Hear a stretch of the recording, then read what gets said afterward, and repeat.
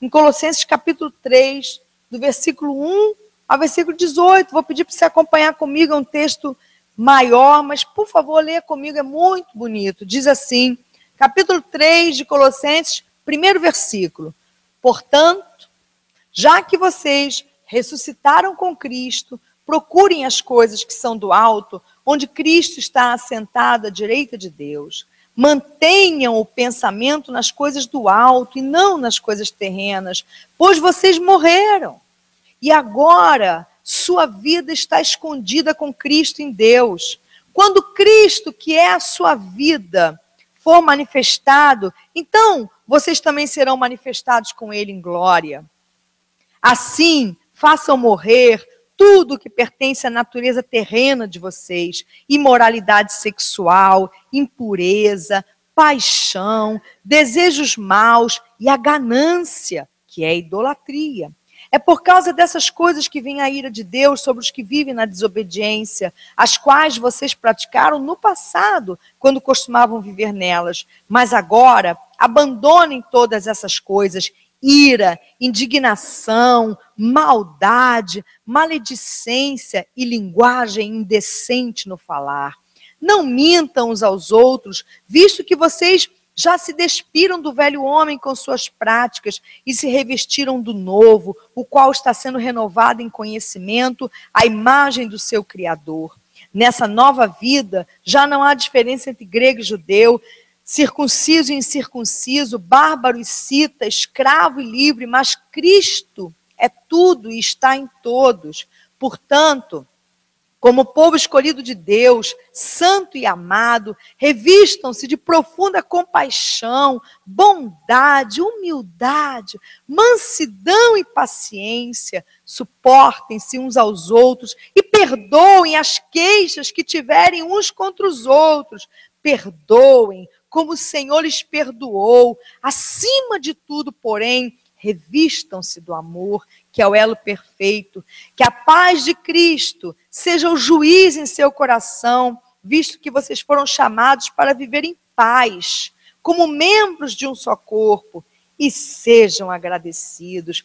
Habite ricamente em vocês a palavra de Cristo, ensinem e aconselhem-se uns aos outros com toda a sabedoria e cantem salmos, hinos e cânticos espirituais com gratidão a Deus em seu coração.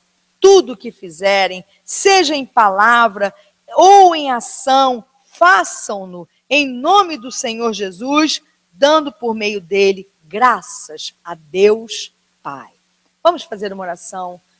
Senhor, estamos diante da tua poderosa palavra nessa noite e pedimos que o teu Espírito nos conduza por ela, porque ela é poderosa para revelar em nós aquilo que precisa ser revelado, para curar, para libertar, para trazer esclarecimento.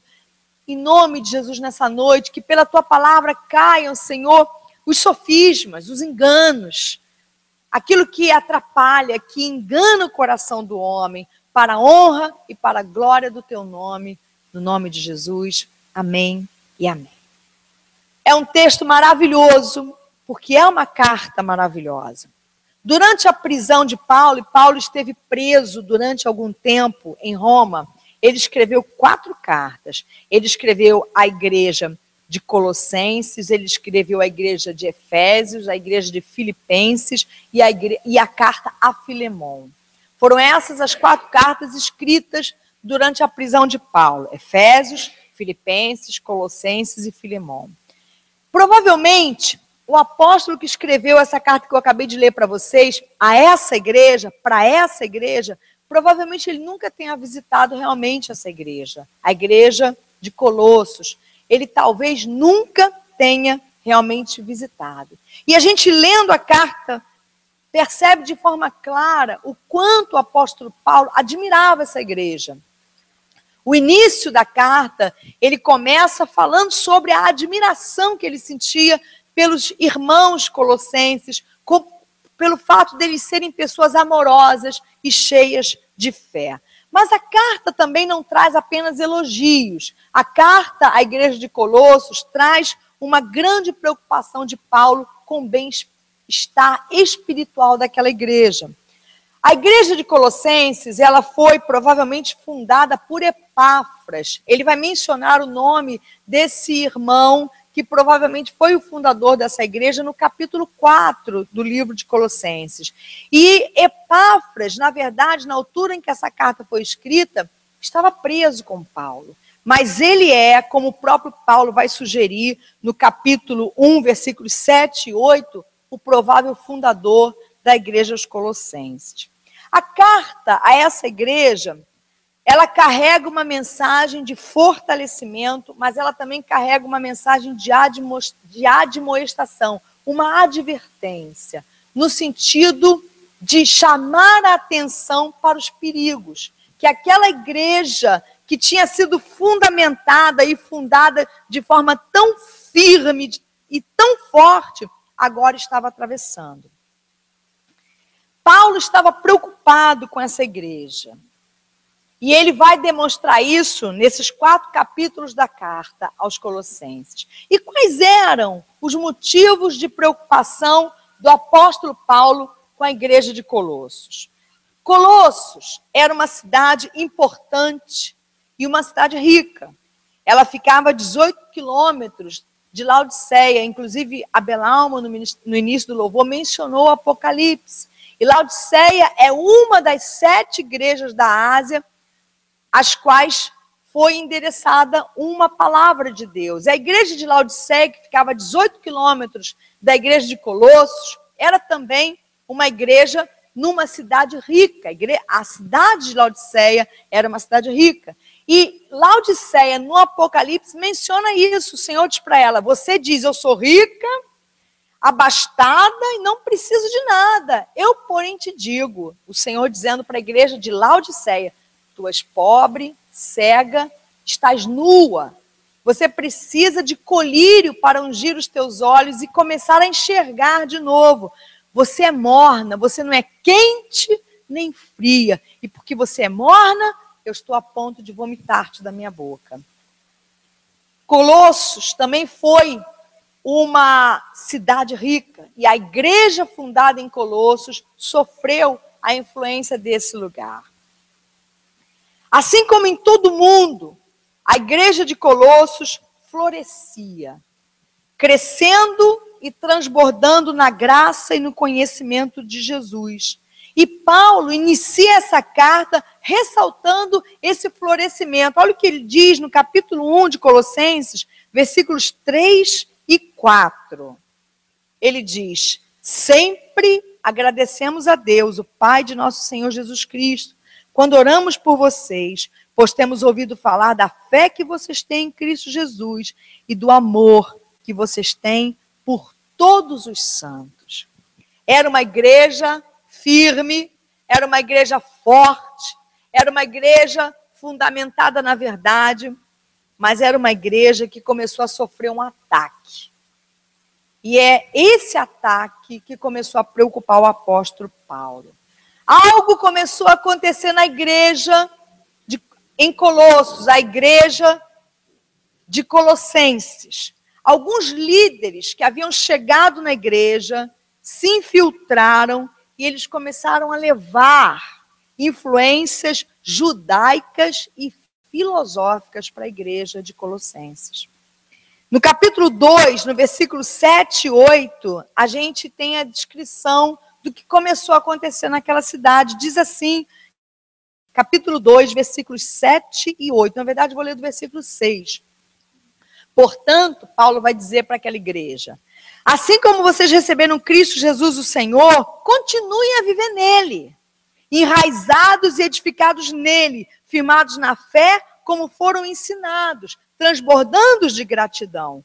Tenham cuidado para que ninguém os escravize a filosofias vãs e enganosas que se fundamentam nas tradições humanas e nos princípios elementares deste mundo e não em Cristo. O que estava acontecendo na igreja aos Colossenses? Judaizantes e gnósticos, que eram uma filosofia que existe até hoje, começaram a se infiltrar na igreja e começaram a tentar misturar tanto as tradições dos judeus quanto os princípios filosóficos do gnosticismo com a fé cristã. E isso começou a criar uma série de problemas na igreja, em Colossos. E Paulo teve que escrever para trazer os irmãos de volta à verdade. Que influências eram essas que esses dois grupos começaram a trazer para a igreja? Primeiro, eles começaram a tentar implantar a adoração aos anjos. Porque os gnósticos, eles acreditavam que os anjos tinham sido os criadores do universo. E então eles achavam que, além de Deus, os anjos também deviam ser adorados.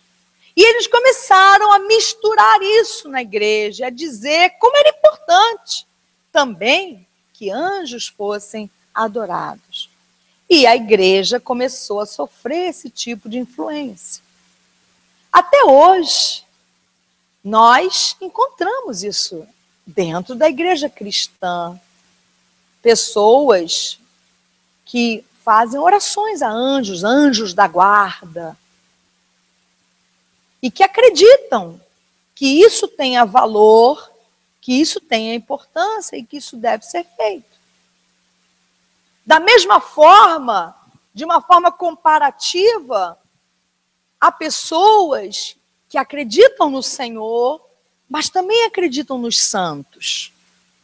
E acham que é importante, de uma certa forma, cultuar os santos. Santo Agostinho, São Pedro, São João, Santa Rita, Santa Maria. E dentro da igreja cristã, esses elementos, ou essas ideias, ou essa filosofia ainda é disseminada. Naquela altura, na altura em que a carta foi escrita, no início da era cristã, não havia ainda os santos como nós os temos hoje. Naquela altura, somente deuses e anjos eram adorados. Homens também, mas apenas os faraós e os reis, que eram considerados semideuses ou deuses. Mas depois do início da era cristã, o elemento, ou essa ideia do homem como se tornando santo e passando a ser alvo de culto, também começou a se infiltrar na igreja. E assim, os gnósticos trouxeram para a igreja de Colossos a ideia da adoração aos anjos. Os judaizantes trouxeram a ideia da abstinência de comidas e bebidas. E começaram a dizer dentro da igreja que as pessoas deveriam evitar determinados alimentos, deveriam evitar determinadas bebidas. E Paulo vai falar sobre isso na carta. Que as pessoas não deviam estar preocupadas com essas coisas de não comam isso, ou não comam aquilo, ou não bebam isso, ou não bebam aquilo, porque Cristo, pela oração, todas as coisas são santificadas. E aquilo que Deus santificou, que o homem não deve considerar impuro. Os judaizantes também começaram a tentar trazer de volta à igreja de Colossos a prática da circuncisão. Muitos dos membros dessas igrejas não eram de origem judaica e não eram pessoas circuncidadas e começaram a ser motivadas a se circuncidarem, cortando a pele do seu prepúcio. E Paulo vai se levantar veementemente contra isso. Além disso, os judaizantes também começaram a impor ou a influenciar a igreja a comemorar as festas judaicas. Uma prática que já tinha sido extinta na igreja, mas os judaizantes começaram a dizer, não, é importante que a gente comemore a festa dos tabernáculos, a festa da Páscoa, as festas judaicas. Até hoje, nós temos igrejas evangélicas que comemoram, que celebram festas judaicas, acreditando que haja um valor nisso, que a comemoração de uma festa judaica trará algum tipo de poder especial àqueles que dela participarem, que vão receber uma graça, que vão receber uma bênção. E, finalmente, os judaizantes começaram a tentar semear na igreja de Colossos a guarda do sábado. O sábado tinha que voltar a ser guardado, porque o sábado era santo e era sagrado. E a gente já teve, eu creio que ainda temos, né, no Brasil, algumas igrejas evangélicas que reviveram essa prática, né, que ressuscitaram essa prática e hoje guardam o sábado. Esses homens estavam introduzindo sofismas na igreja. Sofismas, por exemplo, gnósticos. Como eu já disse, os gnósticos acreditavam que os anjos tinham sido criadores também do universo e, portanto, mereciam ser adorados. E eles também acreditavam que o mal residia na matéria, que tudo que é matéria continha o mal. Portanto, o mal deveria ser negado, rechaçado. E negar a matéria como sendo aquela que está revestida do mal, trouxe um perigo enorme à igreja de Colossos. Por quê? Porque Jesus, Deus, na pessoa de Jesus, encarnou. Ele se fez carne. Portanto, esse sofisma dentro da igreja de Colossos começou a levar as pessoas a colocar em dúvida a divindade de Jesus. Porque se o mal residia na carne, Deus não poderia ter encarnado. E é por isso que Paulo vai, no capítulo 3, falar sobre, no capítulo 2, né, que ele fala da no capítulo 1, a supremacia de Cristo, a partir do versículo 15 do capítulo 1. Eles cultivavam o culto aos anjos por acreditarem que os anjos também eram criadores do universo e colocavam em xeque a divindade de Jesus pelo fato de, sendo Deus, ele ter encarnado como homem. E eles também tentavam aprisionar o povo na observação extenuante de regras e preceitos humanos que não tinham nenhum poder contra as coisas que realmente podem prejudicar o homem, que são os impulsos da carne. No capítulo 2, no versículo 16, diz assim: portanto, não permitam que ninguém os julgue pelo que vocês comem ou bebem, ou com relação a alguma festividade religiosa, ou a celebração das luas novas, ou dos dias de sábado. Essas coisas são sombras do que haveria de vir. A realidade, porém, encontra-se em Cristo. Portanto, não permitam que ninguém que tenha prazer numa falsa humildade e na adoração de anjos os impeça de alcançar o prêmio. Tal pessoa conta detalhadamente suas visões e sua mente carnal a torna orgulhosa. Trata-se de alguém que não está unido à cabeça, a partir da qual todo o corpo, sustentado e unido por seus ligamentos e juntas, efetua o crescimento dado por Deus. Já que vocês morreram com Cristo para os princípios elementares desse mundo, porque, como se ainda pertencessem a Ele, vocês se submetem a regras: não manuseie, não prove, não toque. Todas essas coisas estão destinadas a perecer pelo uso, pois se baseiam em mandamentos e ensinos humanos. Essas regras têm de fato aparência de sabedoria, com sua pretensa religiosidade, falsa humildade e severidade com o corpo, mas não tem valor algum para refrear os impulsos da carne. Porque o que condena o homem não é o que entra pela boca do homem. O que condena o homem é o que sai da boca do homem. E enquanto as pessoas estavam preocupadas com o que entrava na boca delas, elas não tinham tempo e energia para se preocuparem com o que de fato elas tinham que se preocupar, que era o que saía da boca delas. E essa carta fala de alguma coisa que está muito próxima de nós hoje. Quantos sofismas se infiltram na igreja hoje?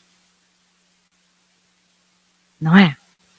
Como é difícil atualmente você se manter puro, limpo, né? Sem mistura. Às vezes a gente fica confuso. Porque as pessoas, principalmente as que estão encharcadas dessa religiosidade ou desses sofismas, o que é um sofisma? É uma mentira que parece uma verdade. É mentira, mas tem cara de verdade, tem cheiro de verdade, tem jeito de verdade.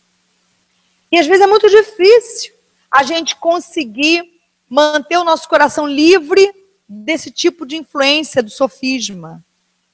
Puxa, mas é uma coisa que parece tão boa, né? Eu fiz uma reza lá para Santa Fulana e eu fui atendida.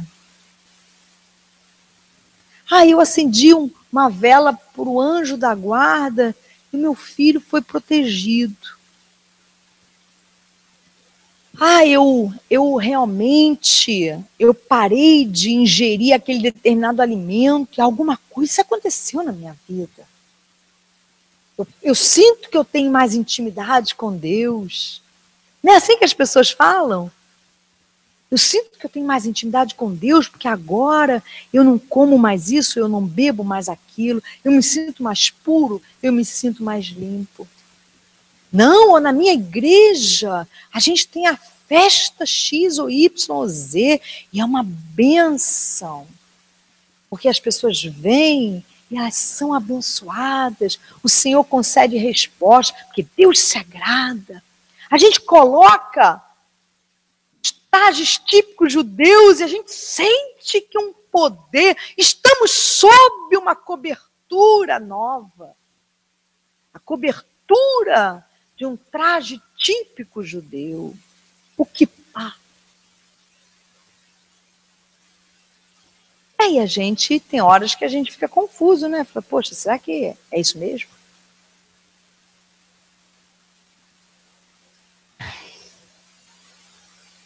Para além disso, talvez nós aqui, graças a Deus, não estejamos sob esse tipo de influência dos exemplos que eu citei. Mas quantas vezes os sofismas se aproximam de nós? Pequenas ações, pequenos detalhes, pequenas atitudes que, na verdade, não têm força nenhuma contra aquilo que realmente nos condena, mas que aparentemente provocam ou trazem algum benefício para a nossa vida. E muitas vezes, as pessoas cristãs envolvidas nessas preocupações com o que comem, o que bebem, o que vestem, os dias santos, as luas novas, os anjos, os santos, elas não se preocupam com aquilo que realmente pode destruir, com aquilo que realmente pode trazer para a vida delas problemas, que é o que nós lemos aqui no capítulo 3. As coisas com as quais nós realmente devemos nos preocupar, com a ira, com a falta de perdão, com a ganância que é a idolatria, com o orgulho, com a imoralidade sexual, com a mentira.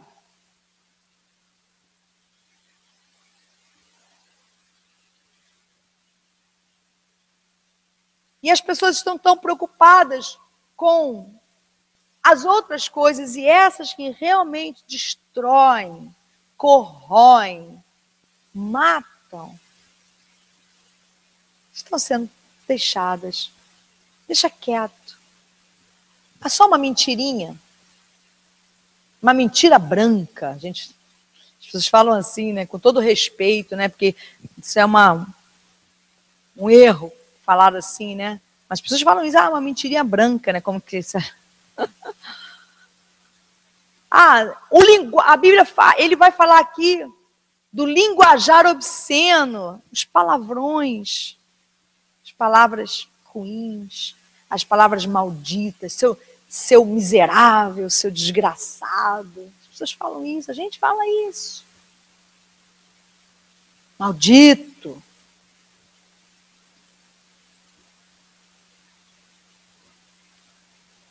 E aí, Paulo vai escrever para essa igreja de forma veemente, para dizer, olha, não deixem que as pessoas escravizem vocês de novo. Porque nada além do sangue. Vocês não precisam de nada além do sangue de Cristo. Vocês não precisam guardar nenhum dia, vocês não precisam celebrar nenhuma festa religiosa, vocês não precisam se abster de nenhum alimento, vocês não precisam adorar a nenhuma outra entidade, além do Senhor. Tudo que vocês têm que saber é Cristo e Cristo ressurreto. Tudo que vocês precisam é do conhecimento e da experiência com Deus. E é sobre isso que eu quero terminar falando. Tudo que vocês precisam é ter uma experiência com Jesus.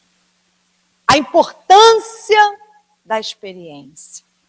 A experiência com Deus é a base da vida cristã. Porque a experiência, irmãos, é a suprema autoridade. Na verdade, quando você vai falar qualquer coisa ou vai conversar qualquer coisa com alguém e você vem com a teoria, se houver uma experiência que contradiga aquela teoria, a teoria vai toda embora. A pessoa diz para você assim, olha só, alho cura resfriado. Aí você diz, não, mas onde que está escrito isso? Me prove. Ele fala assim, eu comi o alho e fiquei bom. Pronto. O que você vai dizer para a pessoa além disso? A experiência é a suprema autoridade. Por exemplo, até para o erro. A pessoa vem conversar com a gente, quer pegar um caminho que não é você está vendo que não é o que Deus realmente tem para a vida dela, porque é contrário ao conhecimento que você tem da palavra, mas ela vira para você e diz assim, Deus falou comigo. Você diz o que para ela depois que ela fala isso? Se Deus falou com ela, eu posso falar o que mais? Se ela está dizendo para mim que ela teve uma experiência que Deus falou com ela, não estou dizendo que ela esteja certa, mas não haverá mais nada que eu possa dizer, porque a experiência dela vai ser para ela a suprema autoridade. E é verdade, ainda que usado para o mal ou para o erro, a experiência é a suprema autoridade. O próprio apóstolo Paulo, que escreve essa carta, ele precisou ter a própria experiência dele com Deus. Quando na estrada para Damasco, ele foi atingido pela visão de Jesus. Mas quantas pessoas estão dentro das igrejas sem nunca terem realmente tido uma experiência com Deus? Uma experiência com a palavra de Deus, uma experiência com a pessoa de Deus. E aí não adianta, irmãos. A experiência é a suprema autoridade. Tudo começa nesse primeiro momento em que eu tenho uma experiência com Deus. É o que Paulo está dizendo, se um dia vocês foram iluminados, se vocês já morreram e ressuscitaram com Cristo, ou seja, se vocês já tiveram uma experiência com Deus, não deixem que outros escravizem, não voltem à escravidão. Mas ele está partindo do pressuposto que aquela igreja tinha tido, e de fato tinha tido uma experiência com Jesus. E nessa noite, meu clamor diante de Deus pela sua vida é esse. Que você tenha uma experiência com Deus, sua, pessoal. Ninguém nunca vai tirar isso de você. Nenhuma dificuldade na vida vai tirar isso de você. Nenhum problema vai tirar isso de você. Nenhuma ameaça vai tirar isso de você. Nenhuma palavra de nenhum homem tira isso de você. Porque se você tiver uma experiência com Deus, nada e ninguém tira isso de você.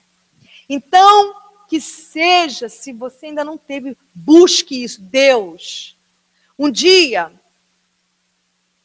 não conhecia ainda Jesus Cristo. Para mim, Jesus, Deus, era uma força, uma energia. Minha família não era uma família religiosa, até eles professavam uma fé, mas não a fé cristã.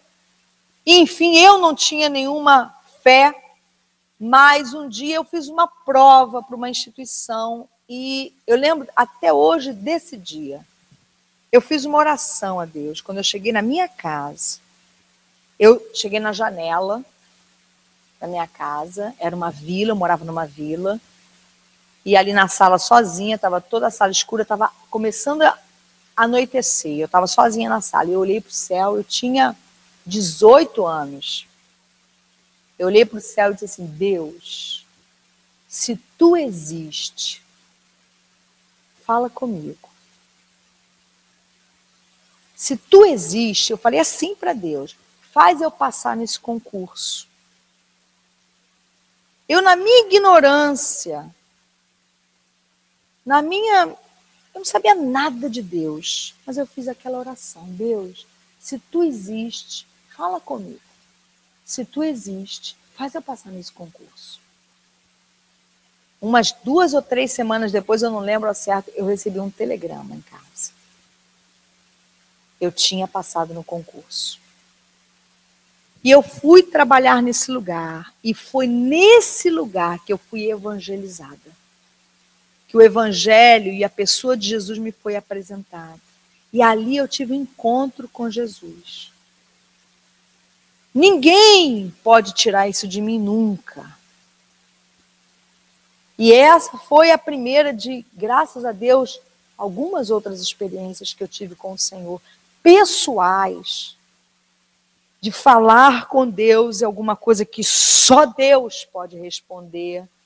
E Ele responder, eu não estou dizendo que a resposta de Deus foi o fato de eu ter, para mim naquele momento foi, claro, o fato de eu ter passado, mas eu não estou dizendo que a resposta de Deus sempre será positiva, mas de alguma maneira Deus se revelará. Buscar-me-eis e me achareis, quando me buscardes de todo o vosso coração, serei achado de vós e farei mudar a vossa sorte, diz o Senhor.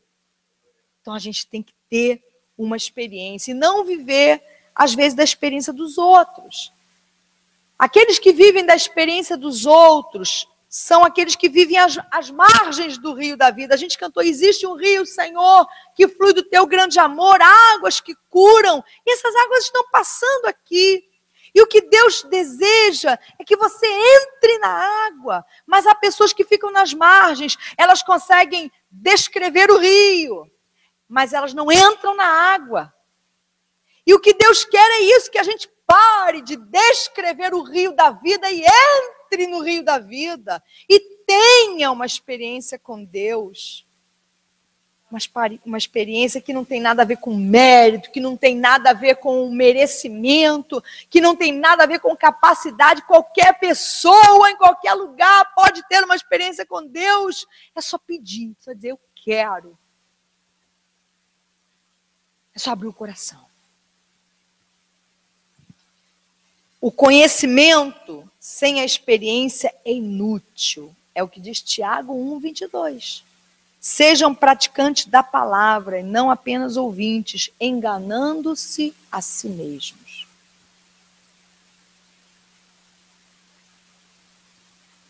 Há muitos que são ainda ouvintes da palavra. Eles ouvem a palavra. Eles conhecem os rituais, as liturgias, mas eles não entraram no rio.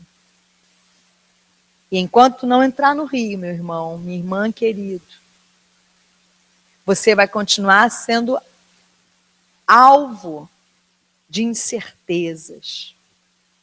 Porque a gente só tem firmeza quando a gente tem experiência.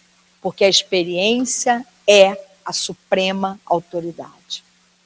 Agora, não pode também ter só experiência. Tem que ter o conhecimento, tem que buscar o conhecimento. Em contrapartida, a experiência sem o conhecimento é um risco, é um perigo. Dela surgem as heresias.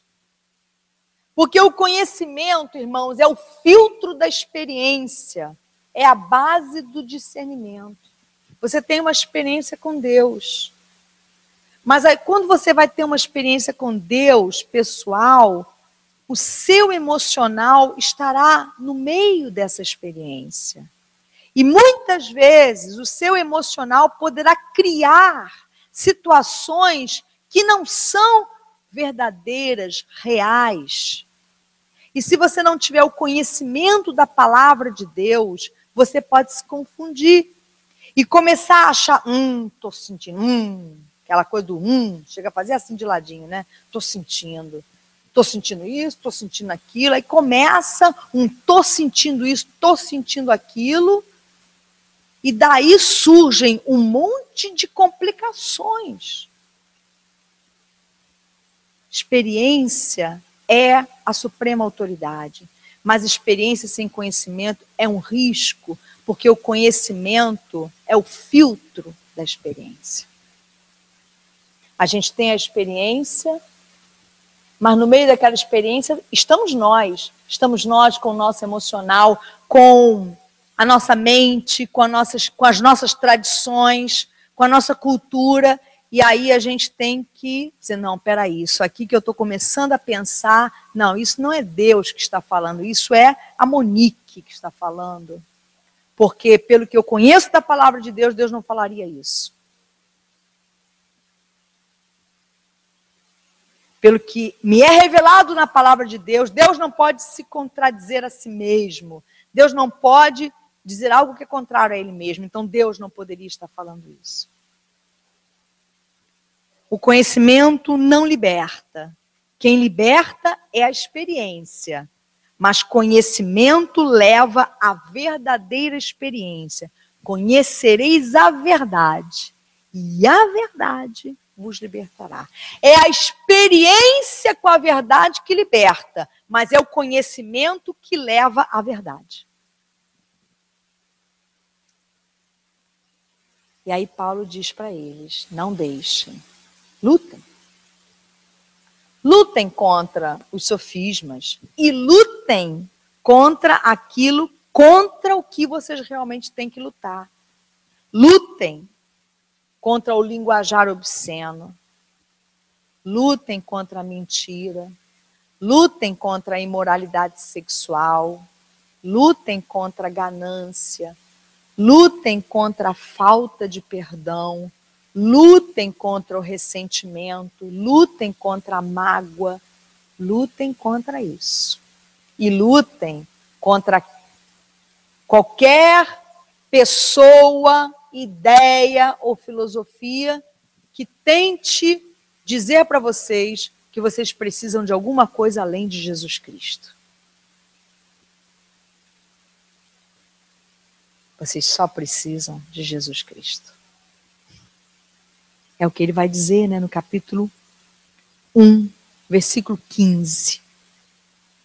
Ele é a imagem do Deus invisível, o primogênito de toda a criação, pois nele foram criadas todas as coisas nos céus e na terra, as visíveis e as invisíveis, sejam tronos ou soberanias, poderes ou autoridades, todas as coisas foram criadas por ele e para ele. Ele é antes de todas as coisas e nele tudo subsiste. Ele é a cabeça do corpo, que é a igreja, é o princípio e o primogênito dentre os mortos, para que em tudo tenha a supremacia, pois foi do agrado de Deus que nele habitasse toda a plenitude e por meio dele reconciliasse consigo todas as coisas, tanto as que estão na terra, quanto as que estão nos céus, estabelecendo a paz pelo seu sangue derramado na cruz.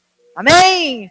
Glória a Deus! Ele é tudo e está em todos que o buscam, que o confessam.